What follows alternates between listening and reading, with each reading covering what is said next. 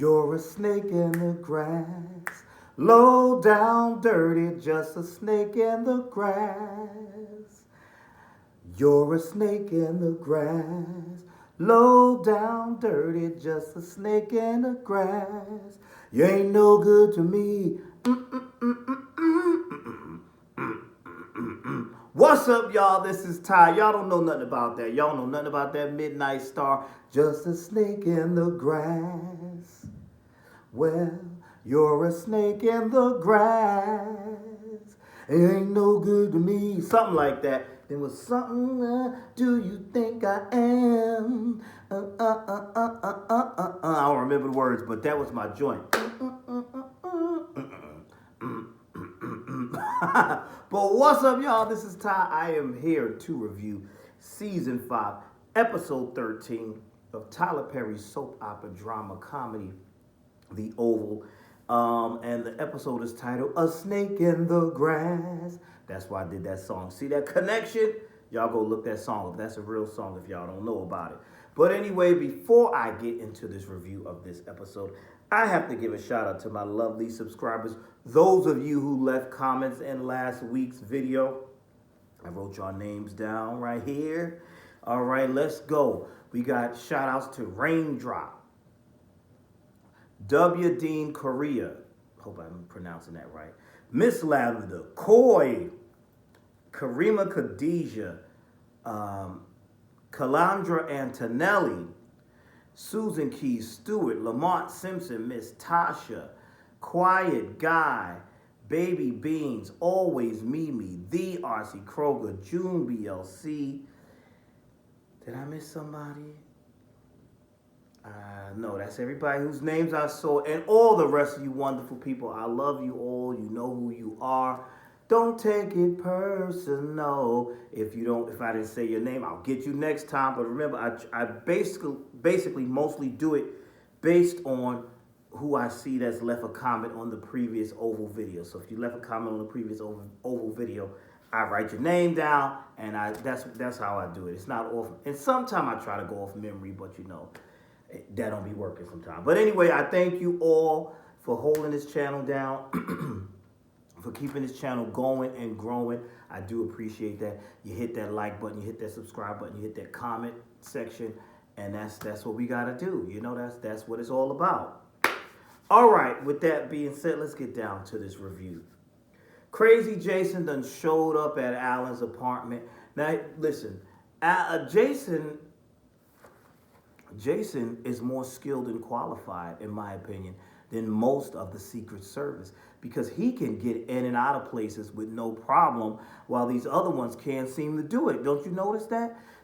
They can't seem to catch him. They can't find him. He's showing up at apartments. He's calling the White House. He's hanging out at Whole Foods.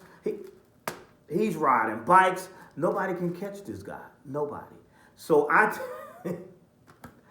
think he's more skilled than most of the Secret Service agents. They're kind of like awful. So anyway, he's over at Alan's house. Alan is like, dude, what are you doing here?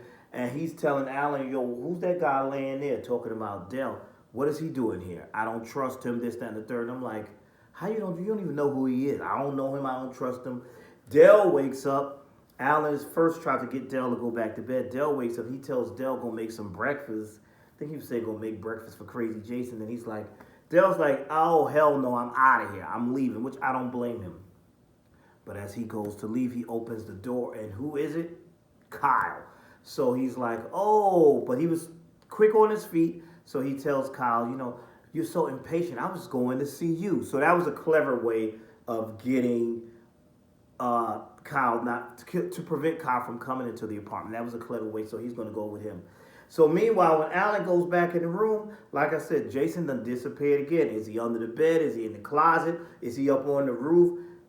For these places to be surveilled, like this guy gets in and out with no problem. Jason should apply for Secret Service. That's all I'm saying, because he knows how to get out and get around and do all those things. So that was that.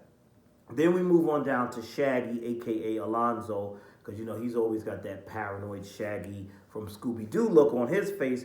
He goes to Priscilla's house, and he basically is telling Priscilla all the things that he found out about the whole lacing of the fentanyl, and that the number was scrubbed, and basically about Victoria setting this whole thing up. And thank y'all corrected me, because for some reason I thought Alan was the one that laced the drugs, made it worse than what they were. But thank y'all all for last week for correcting me, saying no, Ty, it wasn't Alan. Y'all did it. Y'all explained that to me. So he's having this conversation with Priscilla, and he's telling her that. And then he goes on to mention, and the first lady was caught sleeping with, the president caught the first lady sleeping with the vice president. And Priscilla's like, what? Why didn't you lead with that? And that was funny. And then he's like, wait, someone's watching us. And I guess he saw somebody on his phone view or whatever, his camera. And it turns out it's poor Miss Nancy. So she tells him, she's not a threat, that's just Nancy, but go out the back door. But if she ain't a threat, why is he going out the back door? It's just Nancy. She ain't no threat. What's the problem? But he went out the back door.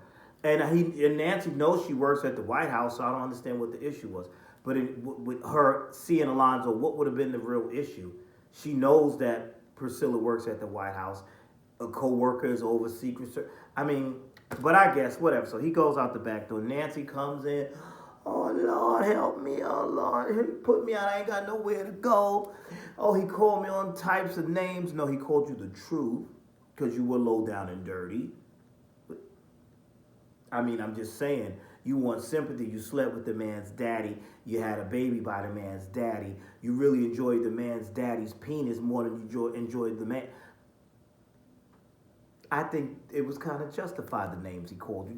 Just me. I'm just saying. He's hurt. So she's going through all that. And Nancy says, you can always come here and this, that, and the third.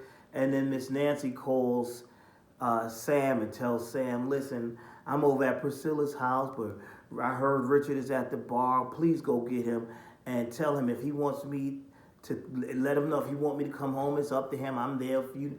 Ma'am, he don't want to see you right now. Listen, your name, no, we don't need that. So, of course, Sam goes over there, and Richard is just distraught, and he's drunk and upset, and rightfully so, And, he's also upset that he can't find Barry. Where the hell is Barry? Because, they told us Barry ain't really dead, so I guess we got to wait and figure all of that out. So I got all of that. I understood all that. Now, what had me laughing in this episode, well, before I get to what made me laugh, let's speak on Donald and Lily. Lily, like I said, Secret Service sucks. Lily was able to crash this guy in the head with a glass, handcuff him, and help that cop escape. Donald comes back, and they're trading insults or whatever. Donald tells her, what are you doing this? She said, I couldn't let you kill that man. He's like, well, I'm going to find him regardless, blah, blah, blah. Honestly, that storyline is like, I'm sick of that. Can y'all give Lily something else to do other than be in the house and waiting for Donald to come home to argue with Donald? Can we give her something else to do? Like, they need another storyline. That, I just wasn't. I was like, yeah, okay. Can we give her something else to do now? Like, come on, enough is enough. Meanwhile, this was funny. This made me laugh. Victoria called Donald, yes. And she calls Donald, and she's like, listen, she's like, you can see her losing her grip and her power. And I enjoy this because she's like, oh my God, she can't go to her room to sleep. Now she's like, did you find Jason yet? And she's trying to give orders, and he's like, look, I'm not coming over. She said, who you think you told? He said, look, I'm not coming over right now. I got other things to do. We gonna find him, this, that, and the third. She's like, well, I don't have nowhere to sleep. He said, there's other places in the White House for you to sleep. I like how he was dismissive of her, because he's like, ain't nobody got time for you right now. And it was good. That I enjoyed that because Victoria's nasty, so it was good to see her squirm a little bit. And I really, truly, totally enjoyed it. Totally enjoyed it because she's doing a lot. You're sleeping with the vice president. You slept with Sam. You're she's just evil in that. You tried to kill your own son. So she's awful. And this season, it seems like what we're going for is painting her as the villain, and we're trying to now make Hunter not be the villain almost. It's they're kind of trying to turn those tides a little bit. But like I said, she's sleeping with the vice president who, when he comes home to his wife, Simone, after she got off the phone, Priscilla called her. After she got off the phone with Priscilla, Priscilla told her, yes, someone I know saw them sleeping together. It's true. And she's like, is this true? Yes, it's true. Stop being in denial. So she goes through the whole test to see if he would want to sleep with her. And he doesn't. And he's acting funny and saying he's tired and stressed from work. So now she's convinced, and now she's mad. And she's like, oh, yeah, girl, you was right. It's true. We know it's true, Simone. We know it's true. So she's pissed off about that. And that was kind of interesting. I thought that was interesting. So it's like the tables are turning. Things are being found out. But now the juicy part, the DEA, y'all know that whole storyline about the DEA agent's wife. And the president has Lonzo bring her to his bedroom. And when he's in the bedroom, she basically tells him, like, she's nervous at first. And he's like, yeah. She's like, you know what?